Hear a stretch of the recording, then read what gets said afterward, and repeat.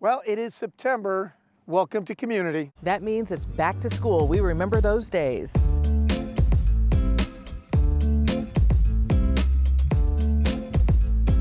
Welcome to commUNITY. Buffalo can boast having the second largest school district in the state of New York, over 60 schools and over 30,000 students. And some unbelievable alumni as well. That's what he says. That's right. And I had the chance to sit down with the person who runs the whole district, Dr. Tanja Williams. There's just something magical about the start of a new school year. Dr. Tanja Williams reflects on the people who came before her with these newly installed portraits of every Buffalo superintendent since the school district began in 1838. And as she does so, she enters her second year at the helm with eyes wide open. Last year was kind of baptism by fire for you, let's be honest. Tell me about that, stepping into that role, given the transportation issues and all the controversy that was going on. What was that like? It was a lot. It was a lot. She was dealing with a bus driver crisis, a heated teacher contract negotiation, and students still dealing with the impacts of the COVID shutdown. She attacked those issues one by one, finally reaching a deal with the teachers last spring and coming up with a solution to the bus issues. Getting our 3-tiered bell schedule approved by our teachers union. That was a major sticking point with the teachers union. It really was a negotiation. What was your biggest takeaway? Was the biggest lesson you learned from last year? To listen. And Williams listened a lot. She went to community groups, churches, political leaders, talked with teachers and especially students, using all of that input to come up with a community-inspired strategic plan, one that deals with everything from better communication, increasing attendance, to a new approach to student discipline. Now, back in the day, it was detention, suspension. That's not the first realm. So we've got a code of conduct, and it goes from a level 1 to a level 4. Level 1 is talking with the student and counselors and getting them help. Level 2 is bringing in the parents. Levels 3 and 4 are the last resorts of detention and suspension. We have increased the amount of restorative practices and conversations that have to happen with our children, because I believe if you build relationships with children before behaviors happen, they're less likely to disappoint you. And more likely to excel in the classroom. I talk about literacy, numeracy, and increasing graduation rates. The only way that happens is if you're in school. And one of the big things that raised its ugly head at the beginning of the school year was issues regarding attendance and new rules for athletic events. We know that fans sometimes get rowdy, Dr. Reynolds. So as a result of what happened at the first game, what's the new policy? Well, I do want it to be clear that we've always had a spectator policy, but what we've done as a result of the incident that took place during our Friday night's light, we've enhanced. We've done some preventative enhanced security measures, which essentially involves parents being a little bit more accountable by ensuring that they are accompanying minors. Each football player and cheerleader are able to provide up to 3 student spectators or minors. Adults are free to attend. What's been the reception so far? So far, the reception has been very well, and we see that the enhanced policies have also deterred any, we've not had any incidents since implementing this. You're ahead of the curve. I mean, and also this isn't just a city issue. It happens in the suburbs a day later at Kenmore West. We want to be responsive and not reactive. We talk about increasing attendance. That's the ticket, to increase attendance, decrease behavioral infractions, and also increase academics. So we want to encourage our student athletes to be involved. We want to encourage our families and our community to be engaged. But more importantly, we want to ensure that everyone is safe. And speaking of athletics, we're going to be talking about everything that's bigger, better, and new in Buffalo athletics. And thank you very much for joining us. Thank you for having me. Mike, when it comes to Section 6 and athletics in Buffalo schools, things are a little different, right? Absolutely. We have 396 athletic teams here within Section 6. Section 6 allows us to play on the highest competitive level here within Western New York, and we're very pleased to be federated in a lot of our sports, and we're hoping that we can move in that direction to, continue to promote diversity and acceptance of all and be able to have the most competitive platform across Western New York.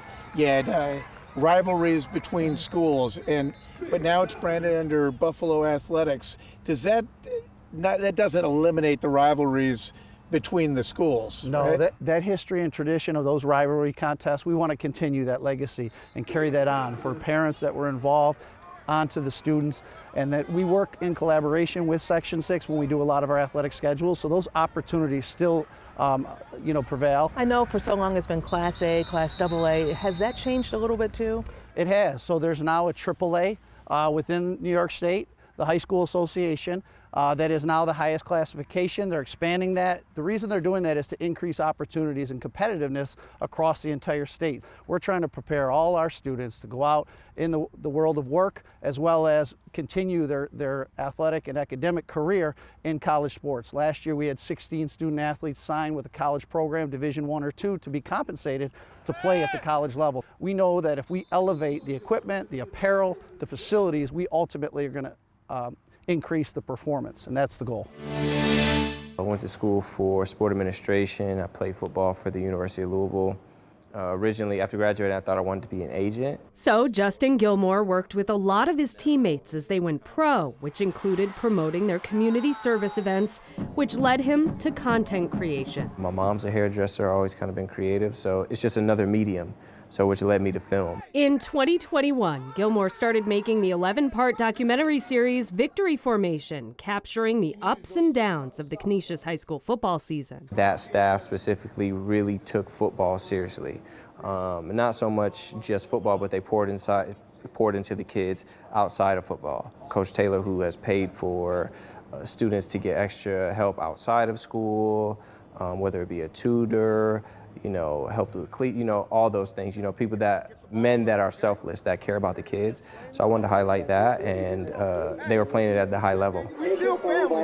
Other local teams are featured too. Victory Formation ended up getting picked up by Amazon Prime. Community is everything. And I feel like that's the main thing. I think people take away that we have good community here, and that we have really good athletes as well. Since filming, Gilmore keeps in touch with a lot of the athletes as they move on to their next chapters. They have something that they can look at and have for the rest of their lives. Alex Manka's at South Carolina doing some really cool things. All the kids are really doing something that really brought me a lot of joy. So I think, that's the most special thing, was the kids and how much they poured into it. Coming up next on commUNITY, celebrating Hispanic heritage. But up next, it's been over 50 years since the Attica Uprising.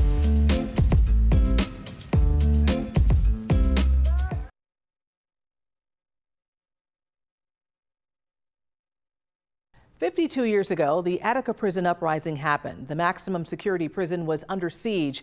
Over 1,200 of the prison's 2,200 inmates, they took control. 42 prison staff were taken hostage. In the end, 32 inmates and 11 corrections officers were killed. Meet Celeste Tisdale, author of When the Smoke Cleared. He was commissioned to go into the prison to teach English to some of the same men who were there during that uprising. I was called in to do a writer's workshop with the men as a rehabilitative measure. And when the smoke cleared, they came. Aluminum-paid lovers from Rock the Terrible, the accuser of SOS Collect Calls, executioner. It's a chilling poem in that Rock the Terrible was Rockefeller, the governor of New York State.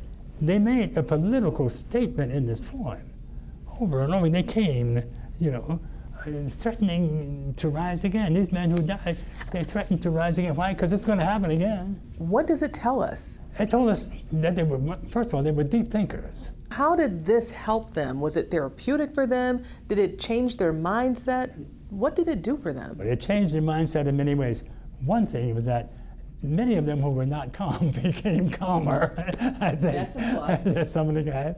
Hey, bet you ain't never seen a tangerine sun kiss the rolling hills and mountain valleys of Africa. Hey, bet you ain't never seen a rainbow cascade over the Nile. Hey.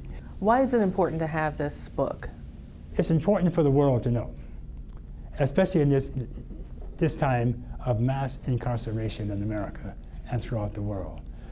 The incarceration rate in the world is like, what can I say, like slavery. And keep in mind that many of these men probably deserve to be in prison. I'm not saying they don't deserve to be there, but the poet said, if we must die, what would we remember to tell the others who heard and could not understand why this, why that?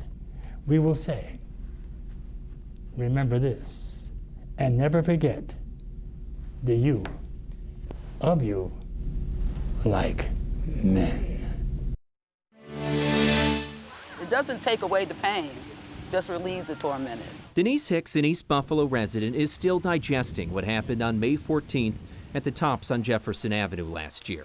But on this day, with a field of sunflowers beside her, Well, it took me a while to accept it. her heart felt a little better. This corner is beautiful because of the flowers, because they glow, and because they make Tops a better place to look at. There are 2 vacant lots full of sunflowers, bringing light to a place that's really needed it. Michael Gaynor and Buffalo Reuse are the strategic planters behind the Sunfields of Buffalo. And what we really want to convey to people is that there are people here that live here that care about this place. They really are invested in this place. They want people to come here and feel safe and do business in this place and to experience beauty in this place. The project is a new form of neighborhood investment, although Buffalo Reuse has done similar work. Step 1 was getting permission to plant some 5,000 to 10,000 seeds. It's a different kind of seed they hope to sow after getting people to come see this beauty. Our end game is not planting sunflower fields on the east side of Buffalo. We want economic investment here. We want jobs here. We want businesses to set up shop here. But it's one step at a time. Because sunflowers don't ultimately help the east side, Gaynor encourages people to visit the Sunfields but also spend money at nearby businesses or invest themselves. Next year, Gaynor also hopes to get the city of Buffalo on board as a way to reimagine other vacant lots. Breathing life into a neighborhood, it's about giving people hope, it's about spreading beauty and joyfulness. And while no other area likely needs this light as much as Riley and Jefferson, the entire plan will have started here. It should never be forgotten.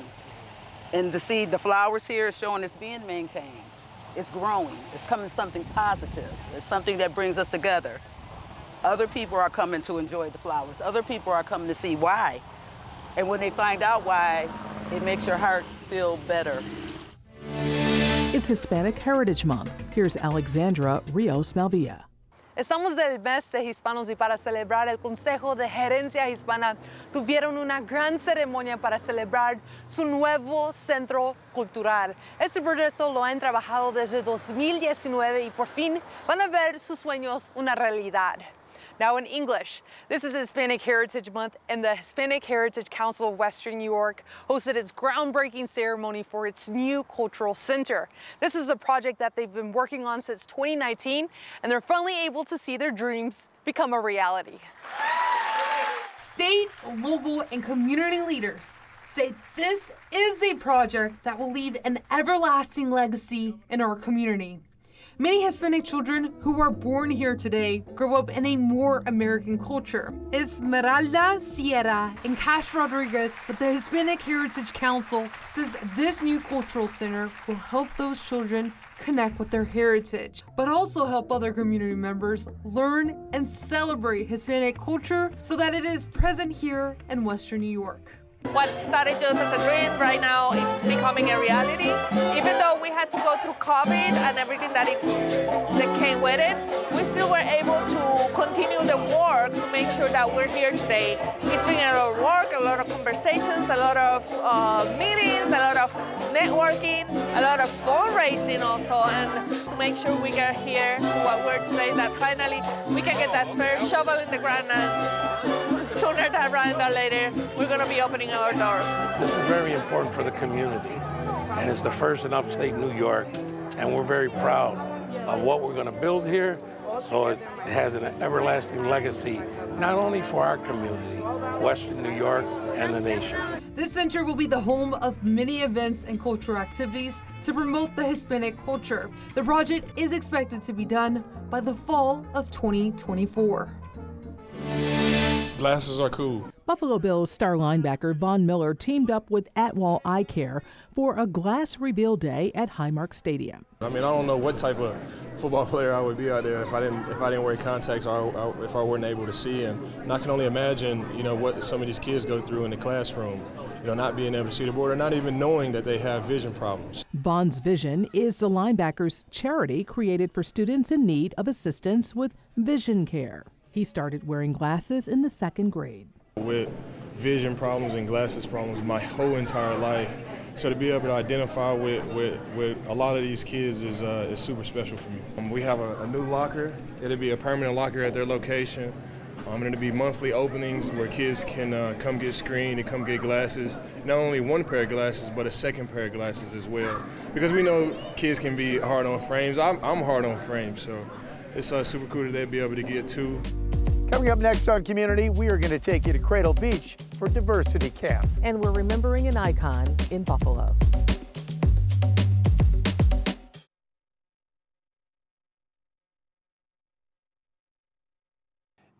Summer vacation for a kid is magical. And the NFJC wants to make sure that young people remember their summers, and so they had a diversity camp. It's a camp where young people from across Western New York learn about each other. Welcome to the NFJC Agents of Change Camp. I think all of us learned a lesson about diversity, culture, and just accepting each other. About careers in law enforcement. Showing us some of the things they use to investigate crime scenes. Yesterday, sheriff came with their crazy equipments, with their rifles. And topics of necessity. The opportunities that we saw here was pretty good. Just now we just had a showcase or a presentation about mental health, and it was pretty fun to experience and see. There was a taste of culture. A time to play. For first-time campers. I didn't expect it to be how fun as it is now, because I made a lot of new friends. I got to see a lot of cool things like this lake over there. Nature was captivating. To be able to have breakfast, lunch, and dinner and to just walk to the beach right behind you. We asked the kids the first couple of days, what do you like so much about this camp so far? And the first thing they said was meeting new friends and being at the beach. Watching kids mingle and tell their individual stories. As soon as we had walked into the building, I didn't think that I was going to be cool with a lot of people, but it turned out a different way. He says he learned you can't judge a book by its cover, and he wants to come back next year. So cool to watch the light bulb go off over their head when they start to make the connections, right? And that can even happen just amongst themselves when they're sitting across from someone that doesn't go to their school. And that's the beauty about this. We have, I think there's something like 14 different schools. You don't get stronger by accepting how everyone else does things. You get stronger by finding your own path. I was amazed when we asked the kids, who would like to go into law enforcement as a result of this camp? And more hands stood up now than in the beginning. Law enforcement learned about the kids and vice versa. So my favorite activity here was probably the FBI or the SWAT team that came, and it was because I wanted to go into law enforcement. Agents of Change Camp was a success, and that's from the people who participated. And I want to go outside my comfort zone because I was raised in a family where my parents are strict and I just couldn't be social. I'm not a social person. So I think this is a great opportunity to adapt, how to talk, how to be social, how to network with people. I am so proud to say that we've had many of our students that have gone into law enforcement or become lawyers or otherwise simply because of this camp. They may not have seen themselves ahead of this camp, but once they were here, they realized, hey, that's something that I can do and I can make a difference, and here's how. This is our first time doing a collaboration of this scale at all. Gabriella McKinley plays the lead role of Celie in The Color Purple at Shea's 710 Theater. It's not very often that, that actors in this town get to be on this stage, so I'm very, very glad and grateful to be there. The show is a first-time collaboration between Shea's, Ujima Theater Company, and Second Generation Theater. It's magnificent because when we look out and we see all those seats, can't wait to see all those people or all those bodies in the seats, right? When we look out and see that and all of them loving the beautiful work that we've been producing at Ujima, but now we just have a bigger stage for it, like it's going to be out of this world. The musical adaptation follows Celie's journey from childhood as she perseveres through struggle and finds personal awakening. Anika Pace plays Gabby's onstage sister, Nettie. I had a lot of knowledge about it from the movie perspective. I never had read the book. I recently have read it to get more of that backstory of all the characters. Anika says she can see why the story has resonated with audiences for almost half a century. I think, unfortunately, we all can relate to abuse in a way, whatever that may look like. And in the story, you see such different forms of abuse and such different forms of strength. Strength, love, and sisterhood. It's all on stage here. Just the love, like I said, between these two sisters. I don't have close sisters. I think my sister's about 20 years older than me. And so that relationship of sisterhood is so sacred, and it's been something amazing that I've gotten to explore with Gabby. There's no better way to empathize and to feel than through the theater. And we can all experience that together, experience that joy, experience that growth together. So I highly recommend you come see it if you've ever felt that way. And I know we all have. The Color Purple runs through October 1st. Shiny blue black people looking real fine, and brilliant blue rose that flood. Now a tribute to a woman who helped kids, Joyce Wilson Nixon. If you don't know her, you've likely seen her across Buffalo. She was dedicated to youth activities. Great lady, very special person in our community. For 35 years, she worked with the National Inner Cities Youth Opportunities, known as NICYO. Her youth program used to be at the casino at Martin Luther King Park. She fought for youth funding and spoke with us about it. Once we start losing our community schools that are anchors in this community, we start losing whole generations of kids. A big promoter of the Randy Smith Basketball League and Crusaders drill teams. And there's more. She had an alternative to incarceration program where she went to court with young people that were experiencing difficulty to make sure that they were able to turn their life around. Africa, China and Australia lands. Do you know what it means? She was also a vocalist. In fact, this is where you would see her with her husband of 27 years, former Buffalo Bill Jeff Nixon, performing in bands, more recently with Tailor Made Jazz on the Variety Club Telethon. Her husband tells me Joyce Wilson Nixon died after a long battle with COPD. She was 66 years old. There can be peace in every land. So you know what it means? Agape. Do you know what it means? Wow, what a tremendous loss to the community. Yes, and Joyce Wilson Nixon will not be forgotten. The casino at MLK Park will be renamed the Joyce Wilson Nixon Casino. An appropriate tribute and an appropriate way to wrap up another month in the community. Thanks for joining us. We'll see you next month.